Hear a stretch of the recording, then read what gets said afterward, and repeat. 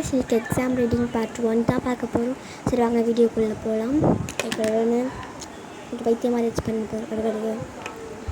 So நான் கீழே கொஞ்சம் படிச்சுட்டு இருந்தேன். சும்மா வார்த்தை வரதுனால அதை ஸ்டடி டேபிளுக்கு போயிட்டேன். திரும்பி பார்க்கறதுக்கும் ஒரு குழு ரொம்ப சின்ன பேராக வந்து ஜூம் பண்ணி இது மாதிரி காட்டிருக்காங்க. அதை பார்க்கும்போது ஒரு மாதிரி இருந்துச்சு. உங்களுக்கு அப்படி இருந்துச்சுன்னு சொல்லிட்டு கமெண்ட் பண்ணுங்கள். எங்கள் அக்கா வந்து ஆஃப் ஆயிலுக்கு வந்து போட்டு கொடுத்துருந்தேன். எனக்கு ஃபஸ்ட் திங் தான் சொல்லும்போது நான் இந்த செகண்ட் டைம் சொல்லலாம்.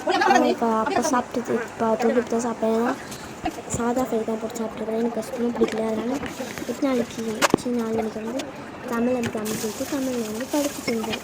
ரொம்ப நேரம் படிச்சுனே இருந்தேன். ஆனால் ஒரு சென்டம் இருக்கணும்னு சொல்லிட்டு படிச்சுனே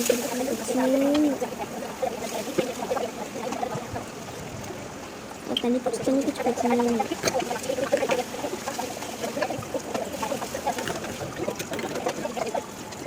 நான் படிக்கிறது பார்த்தாலும் உங்களுக்கு தெரியும் நான் அப்புறம் மார்க் எடுத்தேன்னு.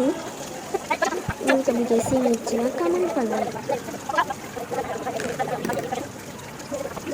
எல்லா பிரச்சனையும் மோசமாக முடியும்.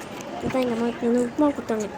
சரி நிறைய பிரியாணி வந்து கொடுப்பாங்கன்னு பார்த்தா உப்புமா கொடுத்தாங்க. சரி பரவாயில்ல சாப்பிட்லான்னு சொல்லிட்டு சாப்பிட்டு முடிச்சிட்டோன்னு ஸ்டார்ட் பண்ணியிருந்தேன்.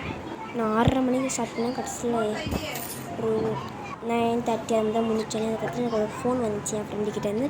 சரி அவள்கிட்ட போய் பேசிட்டு வந்து திருப்பி அந்த தண்ணியை அடிச்சு அவ்வளோ தண்ணி குடித்தேன். ஃபுல்லாக வச்சேன். அவ்வளோ தண்ணி குடிச்சிட்டு திருப்பி ஒரு தண்ணி குடிச்சிட்டு அதுக்கப்புறம் மேக்ஸை வந்து அசைன்மெண்ட் கொடுத்துருந்தாரு.